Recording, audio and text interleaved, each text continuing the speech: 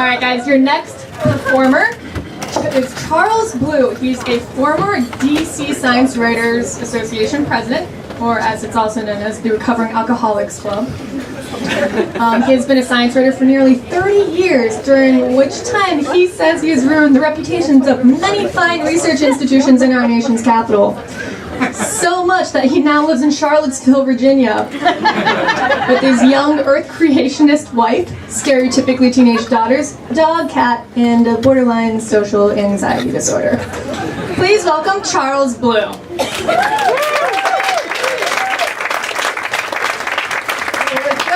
Thank you. Settle down. Welcome to tonight's press conference on the effects of ethanol on the comically declined. As you can see from my first slide, we are taking a little bit more data. I have to say, this is a great crowd on material. I actually had about a half an hour, and then I was told I wasn't allowed to drop the F-bomb, and I took it down to about 5 minutes. Kasha, thank you so much for having me follow James. That pretty much defines my entire career.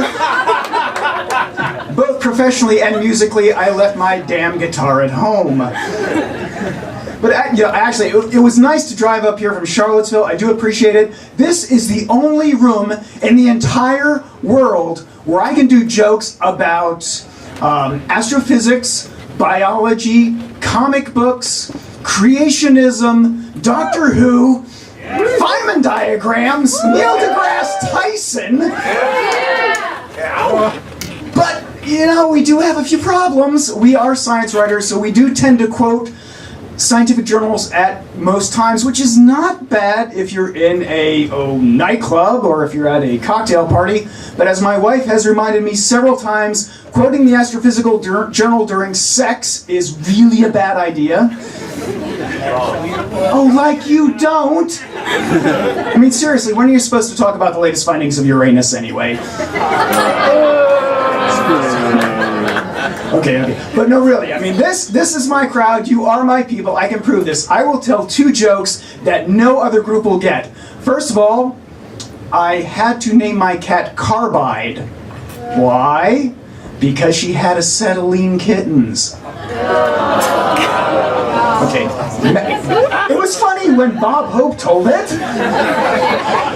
My dad laughed. And here's a math joke. Why did the chicken cross the Mobius strip? To get to the, Oh, you like? Okay, I'll tell one more. The bartender said, "We do not serve your kind of particles here." A tachyon walks into a bar. Thank you. Don't forget to tip the waitress. No, actually, as Kasha said, I do have an amazingly smart daughter in high school. And I have another daughter.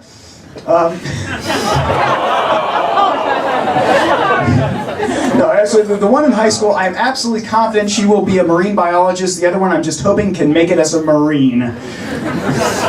Oh, I know you don't. Sorry. But, no, actually, the one in high school right now is taking calculus junior year. And I think that's really amazing. But I'm so glad I can still help her with her homework. I hired a tutor. No, the last time I had calculus was back in 1983. I was a freshman in college, and the only thing I remember about that year was don't drink the punch at Theta Chi, because not only do you forget how to do integrals, you also tend to wake up on the hood of your car naked with your keys in your ass. No, and that is the wrong time to ask for a jump. Trust me, I've been walking funny for the rest of my life. But what's really weird is my sixth grade daughter has harder math because she's doing Common Core, and nobody understands it.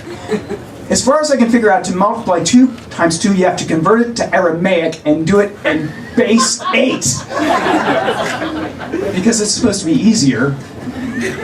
But at least we have a Republican Senate, and I'm sure they will fix that right away. Fingers crossed. No, honestly, it is really great to be a science writer. I have a great time with this. I started probably like 50% of the people in this room working for the American Geophysical Union. If you haven't, give it a few years, they will hire you. Just wait. But actually, when I started there, I was 24 years old. Just got out of graduate school. I basically looked like Matthew Broderick from War Games, but with less facial hair. My first day on the job, my boss sends me to the AAS, American Astronomical Society meeting in town, and says, just sit around. Take a look at the press room, see how they do it. True story. I walk in and say, hi, Charles, I'm the new public information guy. I'm here to sign up.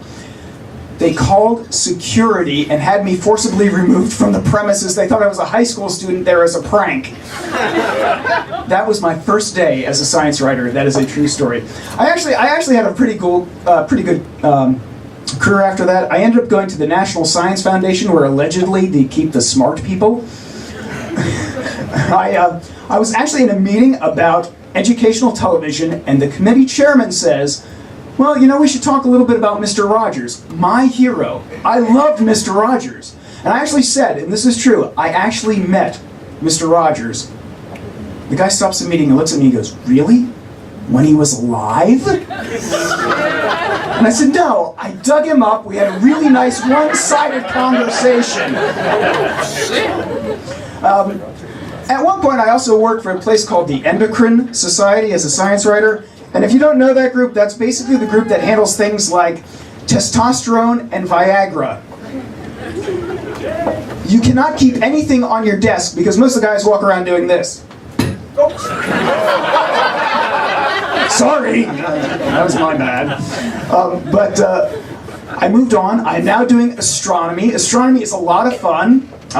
And actually, just in a few months, I'm really excited to go to the next American Astronomical Society. First, because I think security is still going to throw me out, but also because it's in Seattle, and this will be the first astronomy meeting in a city where it's legal to buy weed.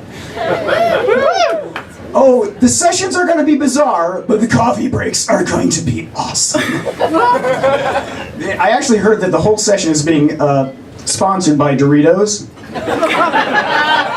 We can hope for the best.